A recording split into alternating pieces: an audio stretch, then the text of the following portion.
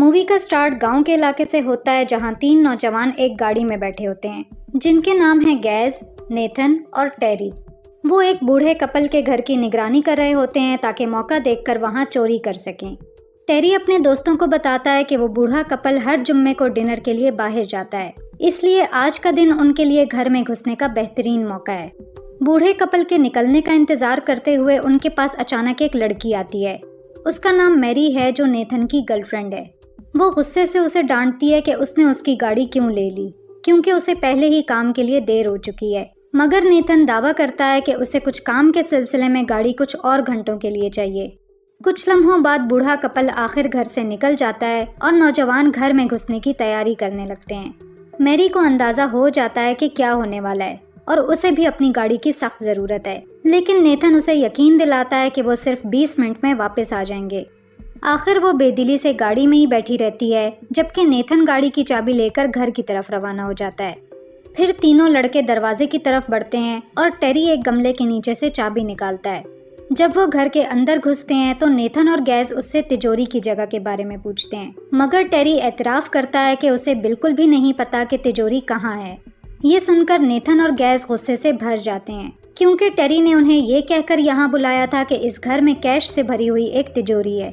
یہاں ہمیں پتہ چلتا ہے کہ ٹیری کو یہ معلومات اس لیے ملی تھی کیونکہ اس کی ماں اس گھر میں صفائی کرنے کا کام کرتی ہے۔ اس کے بعد غصے سے بھرا گیز گھر کے اندر چیزیں توڑنا شروع کر دیتا ہے۔ جو کچھ بھی اس کے ہاتھ لگتا ہے وہ اسے اٹھا کر پھینکنے لگتا ہے۔ جلد ہی وہ ایک کمرے میں پہنچتا ہے جس پر کیٹ لکھا ہوتا ہے۔ وہاں اسے مختلف ڈال ہاؤسز ملتے ہیں جنہیں وہ پھاڑنا اور توڑنا شروع کر دیتا ہے۔ ادھر ٹیری بیسمنٹ میں جاتا ہے اور وہ تجوری ڈھونڈ لیتا ہے جس کی وہ تلاش کر رہے تھے۔ وہ فوراً اپنے دوستوں کو آواز دیتا ہے اور تینوں بہت خوش ہو جاتے ہیں۔ یہاں پتہ چلتا ہے کہ گیز اپنے ساتھ الیکٹرانک سیف کھولنے کے اوزار لایا ہے، لیکن ان کے لیے حیرت کی بات یہ ہوتی ہے کہ یہ سیف دراصل ایک کمبینیشن لاک والا ہے جسے وہ نہیں کھول سکتے۔ یہ بات گیز کو شدید غصہ دلاتی ہے اور وہ پھر سے ٹیری پر چڑھائی کرتا ہے کہ اس نے یہ بات کیوں نہیں بتائی، لیکن ٹیری اصرار کرتا ہے کہ اس کی ماں نے کبھی اس بارے میں کچھ نہیں بتایا۔ پھر وہ سیف کھولنے کے لیے کئی طریقے آزماتے ہیں مگر کوئی بھی طریقہ کامیاب نہیں ہوتا۔ آخر میں وہ فیصلہ کرتے ہیں کہ جب وہ کپل گھر واپس آئے تو انہیں مجبور کریں گے کہ وہ سیف کا کوڈ بتائیں۔ پھر وہ اوپر جا کر ٹی وی دیکھنے لگتے ہیں تاکہ وقت گزارا جائے۔ اسی دوران باہر میری زور سے چیخنے لگتی ہے اور اپنے بوائے فرینڈ کو باہر آنے کے لیے کہتی ہے کیونکہ اب اندھیرا ہو چکا ہے۔ اس کی چیخیں سن کر ٹیری نیتھن سے گاڑی کی چابیاں مانگتا ہے کہ وہ اسے کام پر لے جائے گا اور پھر واپس آ جائے گا، مگر نیتھن انکار کر دیتا ہے۔ پھر نیتھن میری کو بھی اندر آنے کی دعوت دیتا ہے۔ وہ صورتحال میں شامل ہونے سے ہچکچاتی ہے لیکن آخر نیتھن کے اصرار پر راضی ہو جاتی ہے۔ بعد میں گیز لاؤنج میں ایک لڑکی کی تصویر ڈھونڈ لیتا ہے اور ٹیری کو چھیڑتے ہوئے کہتا ہے کہ وہ اس لڑکی کے لیے بالکل ٹھیک ہے، لیکن ٹیری بتاتا ہے کہ وہ لڑکی اس بوڑھے کپل کی بیٹی کیٹ ہے جو مر چکی ہے۔ اس دوران میری اپنے فیوچر کو لے کر فکر مند ہوتی ہے تو نیتھن اسے یقین دلاتا ہے کہ آج کے بعد وہ سب امیر ہو جائیں گے، اس لیے پریشان ہونے کی ضرورت نہیں ہے۔ اسی وقت بوڑھا کپل گھر واپس آتا ہے تو گیز سب کو جالی کے ماسک دیتا ہے تاکہ وہ اپنے سر پر پہن لیں جس میں ان کے تھوبڑے نظر آ رہے ہوتے ہیں۔ میری جانے کی کوشش کرتی ہے مگر گیز اسے روک کر ماسک پہننے پر مجبور کرتا ہے۔ بوڑھا کپل گھر میں انٹر ہوتا ہے جن کے نام ڈاکٹر رچرڈ اور ایلن ہیں۔ لڑکے فوراً حملہ کرنے لگتے ہیں جس کی وجہ سے ایلن کا ہاتھ بکھرے ہوئے شیشے کے ٹکڑوں پر زخمی ہو جاتا ہے۔ پھر وہ انہیں لے جا کر لیونگ روم میں باندھ دیتے ہیں۔ رچرڈ اپنی بیوی کے ہاتھ کی چوٹ پر پریشان ہوتا ہے لیکن لڑکے غصے سے چیخ کر اسے چپ رہنے کا حکم دیتے ہیں۔ حالات کی سنگینی کو محسوس کرتے ہوئے میری گھر میں فرسٹ ایڈ کٹ تلاش کرتی ہے اور ایلن کے زخموں کا علاج کرنے لگتی ہے۔ اس کے بعد لڑکے ان بڈھوں سے مطالبہ کرتے ہیں کہ وہ اپنی ساری رقم انہیں دے دیں تو رچرڈ انہیں بتاتا ہے کہ کچھ رقم انہوں نے کچن میں چھپا رکھی ہے۔ وہ اپنا والیٹ بھی ان کے حوالے کرتا ہے جس میں کریڈٹ کارڈ بھی شامل ہوتا ہے، لیکن وہ لڑکے اس پر مطمئن نہیں ہوتے اور تجوری کا خفیہ کوڈ مانگتے ہیں۔ رچرڈ ظاہر کرتا ہے کہ اسے تجوری کا کچھ علم نہیں ہے۔ اس پر وہ لڑکے انہیں زبردستی بیسمنٹ میں لے جاتے ہیں اور سیف کے سامنے بٹھا دیتے ہیں۔ میری اس صورتحال سے بہت بے چین محسوس کرتی ہے اور مشورہ دیتی ہے کہ ان سب کو یہاں سے چلے جانا چاہیے، لیکن نیتھن اصرار کرتا ہے کہ وہ یہ سب اسی کے لیے کر رہا ہے۔ اس کے بعد وہ رچرڈ سے سیف کا کوڈ مانگتا ہے لیکن رچرڈ خاموش رہتا ہے۔ غصے میں آ کر نیتھن رچرڈ کو زور سے تھپڑ مارتا ہے لیکن بوڑھا آدمی پھر بھی کچھ نہیں بولتا۔ ادھر ایلن شدید ڈری ہوئی نظر آتی ہے اور ہمیں پتہ چلتا ہے کہ وہ ڈیمنشیا کی پیشنٹ ہے، جس کی وجہ سے وہ اکثر اپنے ارد گرد کے حالات سے الجھن کا شکار رہتی ہے۔ اس کے بعد گیز ایلن کو سگریٹ سے جلانے کی کوشش کرتا ہے، مگر اس کے دوست اسے روکنے کی کوشش کرتے ہیں تو وہ آخر رک جاتا ہے۔ پھر گیز نیتھن کو ایک چھری دیتا ہے اور اسے دونوں بڈھوں پر استعمال کرنے پر اکساتا ہے۔ یہ دیکھ کر میری کا صبر ختم ہو جاتا ہے اور وہ غصے میں اوپر کی طرف چلی جاتی ہے۔ میری کو گھر میں ایک فون ملتا ہے اور وہ باتھ روم میں چھپ کر پولیس کو کال کرنے کی کوشش کرتی ہے، لیکن اس سے پہلے کہ وہ کچھ بول سکے گیز اسے ڈھونڈ لیتا ہے اور غصے میں اس کو بالوں سے پکڑ کر اس کا سر زور سے آئینے پر دے مارتا ہے۔ نیچے بیسمنٹ میں سب کو میری کی چیخ سنائی دیتی ہے، لیکن نیتھن کو کوئی خاص فکر نہیں ہوتی۔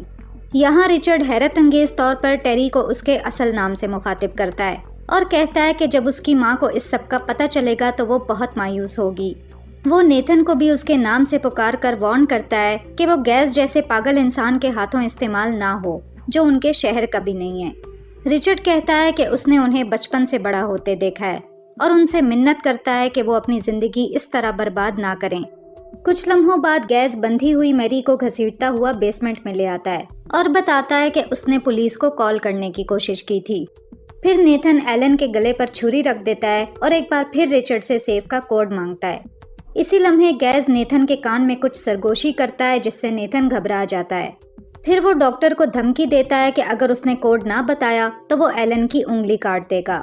ریچرڈ منتیں کرتا ہے کہ ایسا نہ کرے اور اسے میری اور ان کے مستقبل کے بارے میں سوچنے کی تلقین کرتا ہے، لیکن اچانک گیز نیتھن پر بندوق تان لیتا ہے اور دھمکی دیتا ہے کہ اگر اس نے حکم نہ مانا تو وہ اسے گولی مار دے گا۔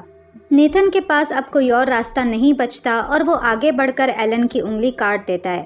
یہ منظر دیکھ کر بوڑھا ریچرڈ شدید صدمے میں آ جاتا ہے، مگر ریچرڈ اب بھی کوڈ بتانے سے انکار کرتا ہے۔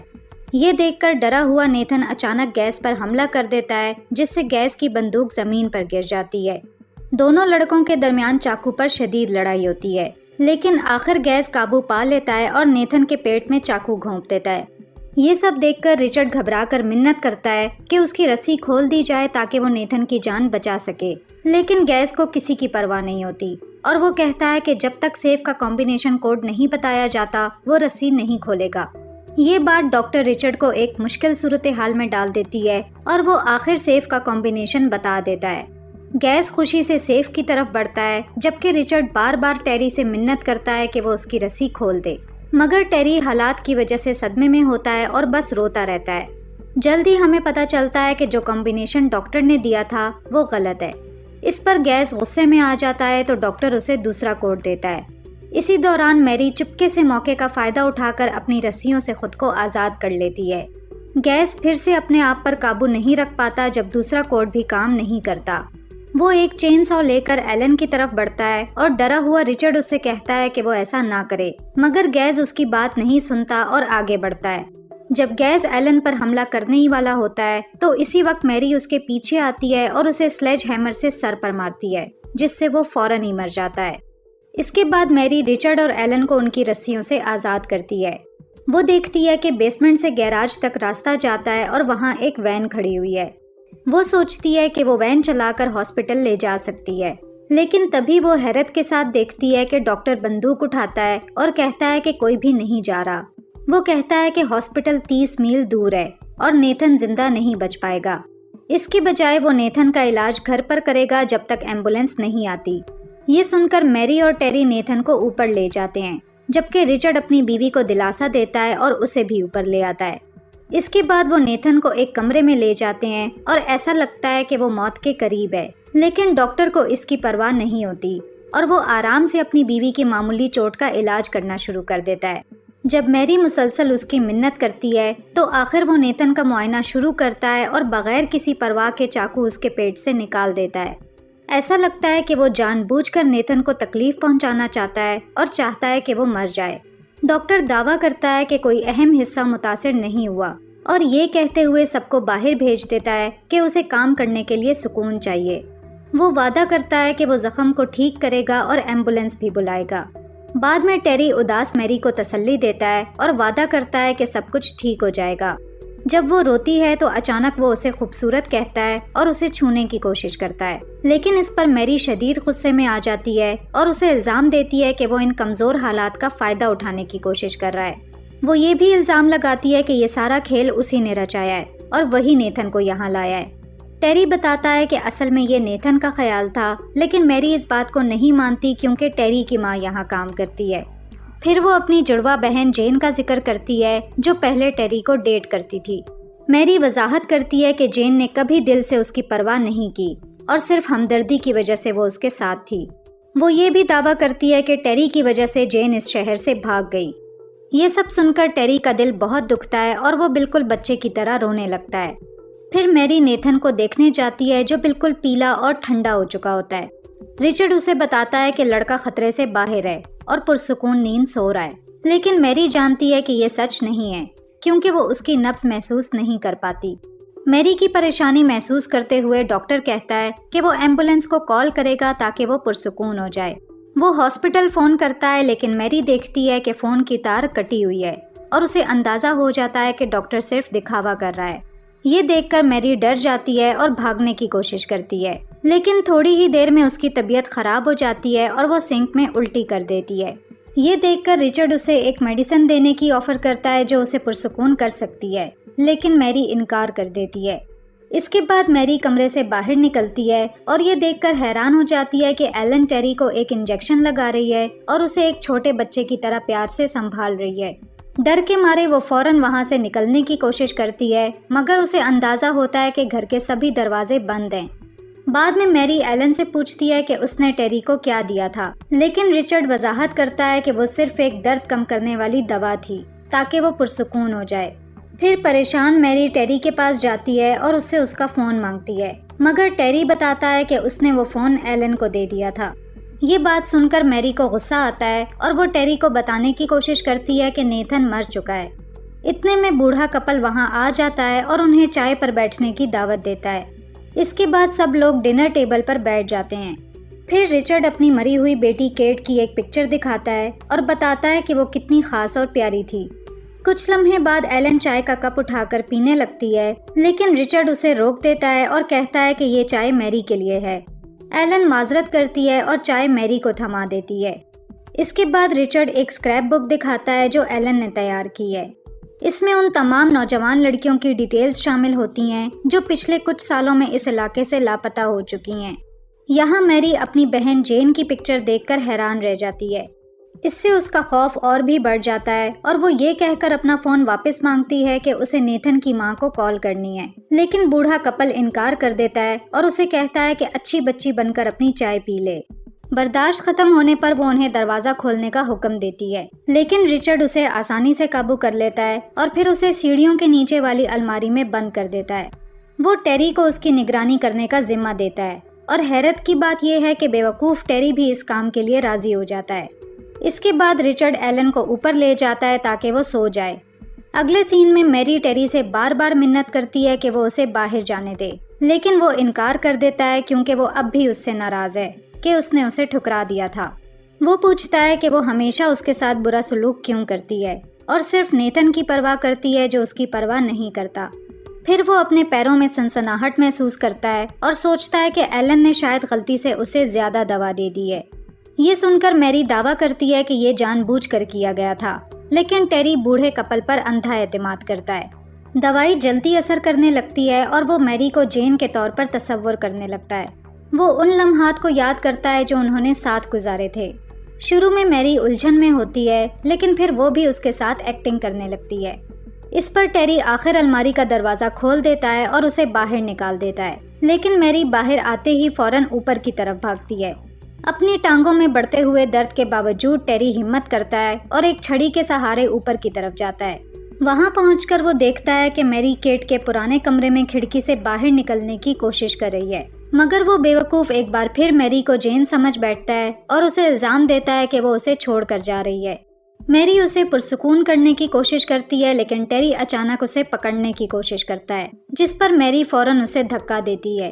اسی لمحے ایک سپرے کینسٹر کمرے میں پھینکا جاتا ہے اور کھڑکیوں پر میٹل کورز نیچے آ جاتے ہیں۔ جیسے ہی دھواں گھر میں پھیلنا شروع ہوتا ہے، دونوں کو سانس لینے میں مشکل ہونے لگتی ہے۔ وہ کسی طرح نیچے پہنچنے میں کامیاب ہو جاتے ہیں۔ اس خطرناک صورتحال کے باوجود ٹیری اب بھی اس بوڑھے کپل کے بارے میں فکر مند ہوتا ہے اور انہیں بچانے پر اصرار کرتا ہے۔ میری اٹھتی ہے اور باہر نکلنے کی کوشش کرتی ہے، مگر دھوئیں میں وہ دونوں بڈھے ماسک پہن کر اندر آتے ہیں اور اس پر حملہ کر دیتے ہیں۔ میری اندھیرے میں اندھا دھند چاقو گھماتی ہے، مگر ایسا لگتا ہے کہ اس کا کوئی اثر نہیں ہو رہا۔ آخر وہ ایک گلدان اٹھا کر زور سے پھینکتی ہے جو کسی ایک کو جا لگتا ہے، جو کہ ایلن نکلتی ہے۔ میری فوراً اس کا ماسک اتار کر خود پہن لیتی ہے، مگر اس سب کے دوران وہ بوڑھی ایلن اسے کچھ انجیکٹ کرنے میں کامیاب ہو جاتی ہے۔ اس کے بعد میری ایلن کو گھسیٹ کر کچن میں لے جاتی ہے اور اس کا بازو اوون کے دروازے سے باندھ دیتی ہے۔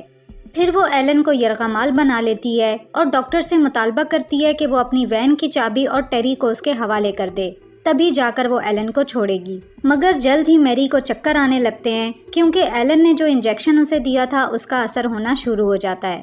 باہر وہ رچرڈ کو ٹیری کے ساتھ کچھ پلان بناتے ہوئے سنتی ہے، مگر وہ پوری طرح سمجھ نہیں پاتی کہ کیا ہو رہا ہے۔ آخر رچرڈ تعاون کرنے پر راضی ہو جاتا ہے اور میری سے کہتا ہے کہ وہ کچن سے باہر جا سکتی ہے، جبکہ وہ خود کوریڈور میں جائے گا۔ جب میری کمرے سے نکلتی ہے تو اسے ٹیری بے ہوش حالت میں فرش پر پڑا ملتا ہے، جس کی جیب میں چابیاں ہوتی ہیں۔ پھر میری موٹے ٹیری کو زبردستی گیراج تک گھسیٹتی ہے اور وہ دونوں آخر وین میں سوار ہو جاتے ہیں۔ اس کے بعد میری گیراج کا دروازہ کھولتی ہے اور روانہ ہونے لگتی ہے، لیکن بدقسمتی سے کچھ اور بھی برا ہوتا ہے۔ میری کے پیٹ میں اچانک گولی لگ جاتی ہے۔ یہ پتہ چلتا ہے کہ وہ ٹیری ہی تھا جس نے پچھلی سیٹ سے اسے گولی مار دی۔ کچھ لمحے بعد وہ کپل بھی اس کے قریب آتا ہے اور رچرڈ افسوس کرتا ہے کہ وہ شروع میں اسے اپنے ساتھ رکھنا چاہتا تھا کیونکہ اس نے گیز کو مار دیا تھا، لیکن وہ اس کی باغی فطرت کی وجہ سے دوبارہ سوچنے لگا۔ پھر وہ بڈھے ٹیری کی تعریف کرتے ہیں کہ اس نے اچھا کام کیا اور کہتے ہیں کہ وہ ایک انعام کا حقدار ہے۔ وہ اسے ویل چیئر پہ بٹھاتے ہیں اور اسے سیف کے پاس لے جاتے ہیں۔ آخر وہ سیف کھولتے ہیں اور ایک چھپی ہوئی جیل نظر آتی ہے۔ وہاں ہم میری کی بہن جین کو دیکھتے ہیں جو زنجیروں میں جکڑی ہوئی ہے اور کیٹ کے کپڑوں میں ہے۔ رچرڈ وضاحت کرتا ہے کہ ان کی بیٹی کی موت کے بعد ایلن بہت زیادہ دکھی ہو گئی تھی، اس لیے انہوں نے کئی لڑکیوں کو پکڑ لیا تاکہ وہ کیٹ کی جگہ لے سکیں، لیکن ان میں سے کوئی بھی ایلن کے لیے مناسب نہیں تھی اور آخر انہیں جین ملی۔ میری بھی اپنی بہن کو ریئر ویو مرر میں دیکھتی ہے اور پھر وہ اپنی چوٹوں کی وجہ سے دم توڑ دیتی ہے۔ دوسری طرف ٹیری کو اپنی ایکس گرل فرینڈ جین کے ساتھ اسی کمرے میں بند کر دیا جاتا ہے۔ پھر ایک ہفتے بعد کا سین دکھایا جاتا ہے جہاں ہم ٹیری کی ماں کو دیکھتے ہیں جو اس بوڑھے کپل کے گھر میں اپنا کام ختم کر رہی ہے۔ دوسری طرف وہ دونوں بڈھے اپنے بیک یارڈ میں کام کر رہے ہوتے ہیں جہاں انہوں نے ان نوجوانوں کو دفنایا ہوتا ہے۔ کچھ ہی دیر بعد ٹیری کی ماں ان کے پاس آتی ہے جو اپنا کام ختم کر کے وہاں سے جا رہی ہوتی ہے۔ وہ بتاتی ہے کہ اس کا بیٹا ایک ہفتے سے گھر واپس نہیں آیا۔ یہ سن کر رچرڈ اسے یقین دلاتا ہے کہ فکر نہ کرے کیونکہ نوجوان اکثر ایسے ہی گھر سے بھاگ جاتے ہیں۔ ٹیری کی ماں ان کی بات سے اتفاق کرتی ہے اور گھر سے روانہ ہو جاتی ہے، جبکہ وہ دونوں بڈھا بڈھی ایک دوسرے کی طرف خوشی سے مسکراتے ہوئے دیکھتے ہیں اور یہاں مووی ختم ہو جاتی ہے۔ مووی پسند آئی ہو تو ویڈیو پر لائک اور کمنٹ ضرور کریں اور ایسے ہی مووی ریکیپس دیکھنے کے لیے چینل کو سبسکرائب کریں۔ Thanks for watching.